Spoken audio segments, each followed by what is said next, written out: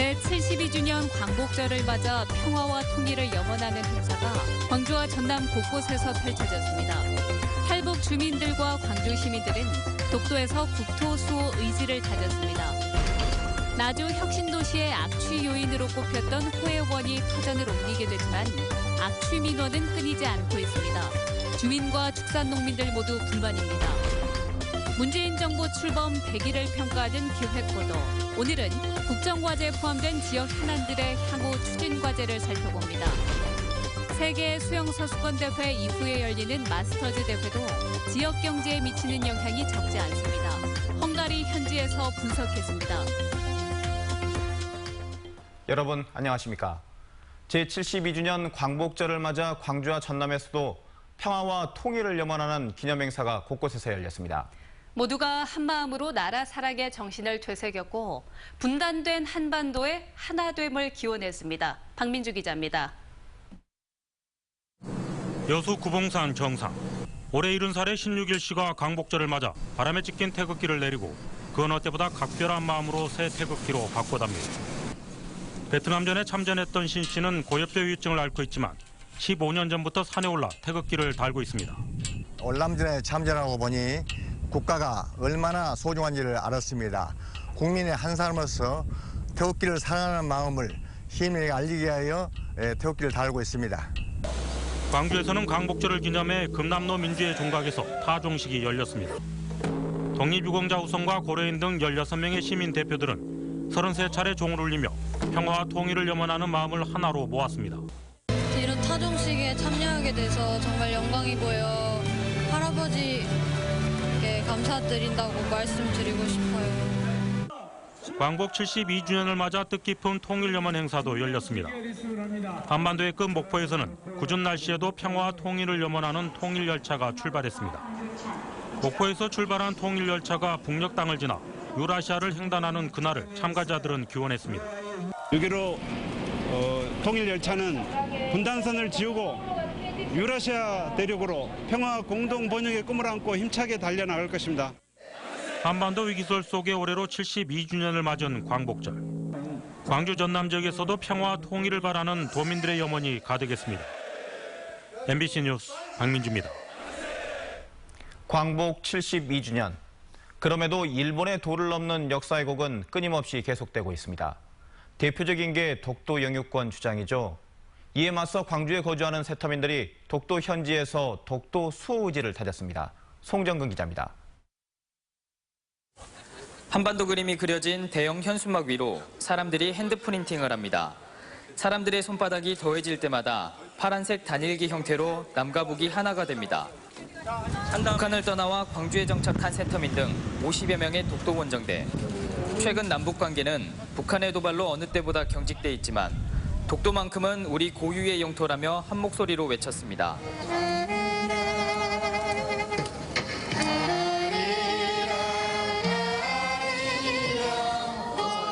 의미 깊은 자리인 것 같습니다. 이렇게 와서 독도가 우리 땅이라는 것을 또 확실히 또 확고하게 느끼는 자리인 것 같습니다. 궂은 날씨에 어렵게 도착한 원정대는 한반도 동쪽 끝에 외롭게 서 있는 독도가 민족과 영토 주권의 상징이자 자신들의 외로운 현재 처지와 비슷하다며 하루빨리 평화 통일이 돼야 한다고 강조했습니다. 가슴이 엄청나게 두근거리고 우리도 하루빨리 통일이 되서리 북한 주민들과 함께 이 독도라는 나라를 독도라는 데 와서 함께 이렇게 와봤으면 더 감사하겠다고 생각합니다. 원정대는 올해뿐만 아니라 2020년까지 한반도의 동서남북 끝을 찾아가 우리 땅 지키기 운동을 이어나갈 계획입니다. 이 발걸음은 자라는 다음 세대에 남과 북이 더불어 함께 살아가는 아름다운 세상을 꿈꾸게 할 것이고 민족의회를 회복하여 경색적 한반도 전국을 공존과 화해를 만들어내는 목소리가 될 것입니다. 일본의 영유권 왜곡 주장이 더욱더 노골화되고 있는 가운데 독도가 평화 통일의 가교가 되고 있습니다. 독도에서 MBC 뉴스 송정근입니다.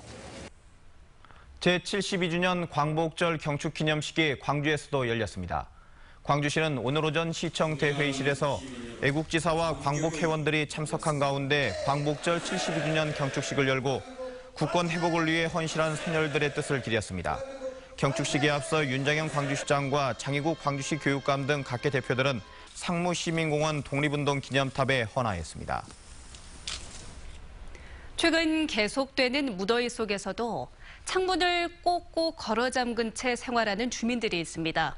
바로 혁신도시 얘긴데요. 악취로 인한 생활 불편이 계속되고 있지만 이 같은 문제가 쉽사리 해결될 것 같지는 않습니다. 박수인 기자입니다. 나주 혁신도시로 이사 온 뒤 세 번째 여름을 맞고 있는 문모 씨. 거의 매일 창문을 닫은 채 생활하고 있습니다. 아파트에서 불과 400m 거리에 돼지 축사가 있다 보니 분유 악취로 어쩔 수 없다는 겁니다. 못 열어요. 냄새 날 때는. 온 집안에 냄새가 배어요. 그러니까 문 닫아야 돼요. 혁신도시 반경 1km 안에 축사나 분뇨시설 등 악취 발생원은 28곳, 반경 3km까지 범위를 넓히면 200곳이나 됩니다. 이로 인해 지난 1915년부터 최근까지 접수된 악취 민원은 300건 가까이 됩니다. 참고 살아야 되지 뭐 어디 다른 데 갈 수도 없고 뭐 불씨를 어디 가지도 못하고. 되게 좀 불편하시겠어요? 네, 모두에서 불편해해요. 악취원으로 지목된 축산 농가들 역시 불만이 많습니다. 축사를 자주 청소하고 악취 저감 시설을 설치하는 등 할 만큼 하고 있는데도 골칫덩이 취급만 받고 있다는 겁니다. 혁신도시 조성 이전부터 살아온 탯줄이지만 생활 대책이 마련되면 이주할 뜻도 있다고 말합니다. 우리도 이제 이런 문제가 스트레스니까 우리도 우리가 합당한 어떤 이주 대책을 해준다 하면은 우리도 그 부분을 적극적으로 수용할 의사가 있고요. 상대적으로 땅값이 싼 농촌 한가운데 혁신도시를 조성하면서 악취 민원은 어쩔 수 없는 당연한 결과입니다. 행정당국은 예산 부족 때문에 합동점검이나 모니터링 강화에 힘쓸 수밖에 없다는 입장이지만 혁신도시 개발로 인한 수익금이나 지방세수 증가분은 다 어디로 갔냐고 주민들과 농민들은 묻고 있습니다. MBC 뉴스 박수인입니다. 그렇다고 악취 개선책이 전혀 진전이 없었던 건 아닙니다. 대표적인 악취 원인으로 지목돼 온 나주 호혜원이 71년 만에 새로운 보금자리를 마련했습니다. 한신구 기자입니다. 혁신도시에서 600m가량 떨어져 있는 한센인 정착촌 호혜원입니다. 한때 돼지와 닭 등 모두 14만 마리의 가축을 사육하면서 혁신도시 악취 문제의 온상으로 지목됐습니다. 그렇지만 2015년에 나주시와 폐업 보상금 등을 받는 조건으로 축산업을 폐업하기로 전격 합의했습니다. 자활을 하기 위해서 축산을 영위하면서 그 가축들이나 분뇨에서 흘러나오는 심한 악취로 인해서 발생하는 민원에 대응하는 것이 가장 힘들었었습니다. 가축 사육은 중단됐지만 흉물로 변해가는 축사옆에서 생활하는 한센인들은 최근까지도 힘든 나날을 보냈습니다. 그러나 최근 인근 폐교로 이주가 결정되면서 새 터전을 마련하기 위한 설계가 시작됐습니다. 지난 1946년 정착한 이후에 71년 만에 60명의 한센인들을 위한 새 보금자리가 마련된 겁니다. 내년에 본격적인 공사가 시작되면 대표적인 악취 발생지라는 오명에서 벗어나는 한편 한센인들의 삶의 질 향상도 기대됩니다. 악취 문제 해결을 위해서 우리가 그분들이 축산을 폐업을 했거든요. 그래서 이제 그분들한테 대한 복지 대책으로 해서 간이양로 시설을 짓게 된 것입니다. 계기가. 호혜원의 축산 분뇨가 흘러들어갔던 인근 월산제 저수지의 침전물을 걷어내는 등 악취의 또 다른 원인을 제거하기 위한 작업도 병행되고 있습니다. 혁신도시 악취 원인 제거와 정주 여건 개선을 위한 첫걸음이 호혜원 집단 이주를 통해서 시작되고 있습니다. MBC 뉴스 한신구입니다. 오늘 오후 3시 30분쯤 광주시 광산구 극락교 근처에서 고등학교 1학년 16살 김모군이 물에 빠져 숨져 있는 것을 경찰과 소방대원들이 발견했습니다. 경찰은 김군의 친구가 어제 새벽 김군을 만나 고민을 털어놓으면서 극락교까지 함께 갔다 자신만 돌아왔다는 진술을 토대로 정확한 경위를 조사하고 있습니다. 5.18을 왜곡해 출판과 배포가 금지된 전두환 회고록에 여전히 유통되고 있다는 제보가 잇따르고 있습니다. 5.18 기념재단은 법원이 지난 4일 전두환 회고록 1권 혼돈의 시대에 대해 출판과 배포를 금지한 이후에도 온라인을 통해 거래되거나 동네 서점에 진열돼 있다는 신고가 20건 넘게 접수됐다고 말했습니다. 재단은 법원으로부터 배포금지 결정문이 도착한 뒤에도 책이 유통되면 입증 자료를 법원에 제출할 예정입니다. 법원의 결정을 어긴 것으로 입증되면 전두환 씨는 한 건당 500만 원씩을 5.18 단체와 재단 등에 지급해야 합니다. 문재인 정부의 100일을 되돌아보는 두 번째 시간. 오늘은 지역 현안 사업입니다. 문재인 정부의 국정과제엔 지역 현안 사업들이 다수 포함됐지만 실질적인 성과를 거두기 위해선 넘어야 할 산이 많습니다. 양현승 기자입니다. 지난달 문재인 정부 국정과제가 발표된 뒤 광주와 전남은 반겼습니다. 지난 정권에서 말에 그쳤던 지역 현안들이 대거 포함되는 등 호남에 대한 애정과 신뢰를 재확인했기 때문입니다. 그 공약 중에서 중요한 사업들은 빠짐없이 반영이 돼 있다 이렇게 말씀드릴 수가 있겠습니다. 광주 전남은 한전공대, 국립심혈관센터와 트라우마 치유센터 신설 등 대형 시설 사업은 물론 군공항 이전 사업, 무항공항 활성화, KTX 등 큰 예산이 수반되는 SOC 사업도 포함되어 있습니다. 하지만 낙관하기 많은 녹록지 않은 상황입니다. 강원과 충청권 등 일부 지역에서는 국정과제 발표 이후 소외론이 제기되는 등 정부가 비호남권 눈치를 살펴야 하기 때문입니다.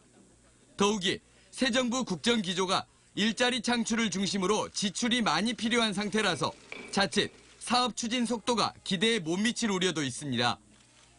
그런데 결국은 대통령이 아무리 정책 의지가 있다 하더라도 예산을 다루는 예산부처와 또 이 사업을 실제 실행하는 실행부처가 동의하고 협력해주지 않으면 사실은 사업이 좌초되는 것을 우리가 한두 번을 겪은 게 아닙니다. 지역 발전에 좋은 기회인 건 분명하지만 그 기회를 살릴 수 있을지 없을지는 시도와 지역 정치인들의 몫으로 남아 있습니다. MBC 뉴스 양현승입니다. 어등산 관광단지 개발 사업 등 시민단체가 문제를 지적한 사업들이 공익감사를 받게 됐습니다. 광주시 감사위원회는 광주 경실련이 감사를 청구한 어등산 개발 사업과 지방보조금 지원 사업 등 3건에 대해 감사에 착수하기로 했습니다. 광주 경실련은 어등산 개발 사업과 관련해 그린벨트를 풀고 토지를 강제 수용했음에도 공익성 없는 대형 쇼핑몰을 유치하려는 게 타당한지 헌법 소원도 검토 중이라고 밝혔습니다.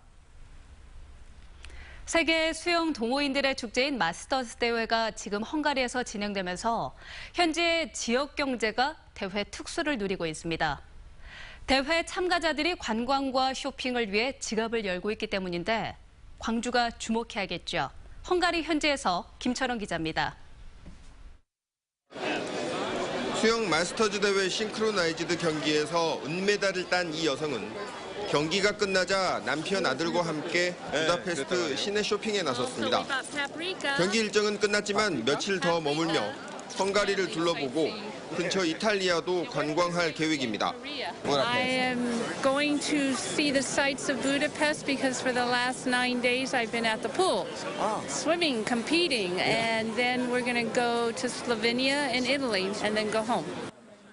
이번 마스터즈 대회는 한국에서도 5개 팀 24명의 선수들이 참여하고 있습니다. 이들도 오로지 좋은 성적만을 거두기 위해 많은 비용과 시간을 들여가며 헝가리에 온 것은 아닙니다. 관광할 게 별로 없다 그러면 저도 오는 걸 망설였겠죠. 그러니까 당연히 시합 먼저 하고 남는 기간 동안은 관광 열심히 다녀야죠. 시합 저 2종목 끝나고 나면 지금 약속을 해놨습니다. 저 비엔나 하루 기차 타고 갔다 오기로. 성적보다 참여, 경쟁보다 경험을 보다 중시하는 마스터즈 대회 참가자들의 성향은 부다페스트 광주 홍보관을 찾는 이들의 질문에서도 뚜렷하게 나타납니다. 그 챔피언십 때는 이제 사람들이 관심이 갖는 게 여기에서 나눠주는 기념품이라든지 마스터즈 대회 같은 경우에는 이제 인천공항에서 광주까지 어떻게 갈 수 있는 방법에 대해서 많이 물어보고 또 숙소나 광주에 대한 정보에 대해서 좀 구체적으로. 선수권 대회보다 참가자가 많고 가족과 친구 등 동반자들을 이끌고 오는 현상. 여기에 관광과 쇼핑에 관심이 많은 마스터즈 대회 참가자들의 성향 덕분에 헝가리는 그야말로 마스터스 특수를 누리고 있습니다. Championships already can bring some direct benefits to the local communities, to the city of Budapest and the city of Balatonfüred. 세계 수영대회는 선수권 대회 17일, 마스터스 대회 14일 등 다른 국제 스포츠 행사들에 비해 일정이 길다는 점도 지역으로서는 매력입니다. 2년 뒤 광주가 마스터즈 대회 특수를 제대로 누리기 위해선 무엇이 필요할까요? 관광과 쇼핑, 문화행사와 역사 유적을 잘 엮어서 경제적 효과를 극대화할 수 있는 정밀한 전략입니다. 헝가리 부다페스트에서 MBC 뉴스 김철원입니다. 대입 수능의 절대평가를 확대하는 내용의 수능 개편 시한에 대한 호남권 공청회가 내일 오후 4시 전남대 용봉홀에서 열립니다.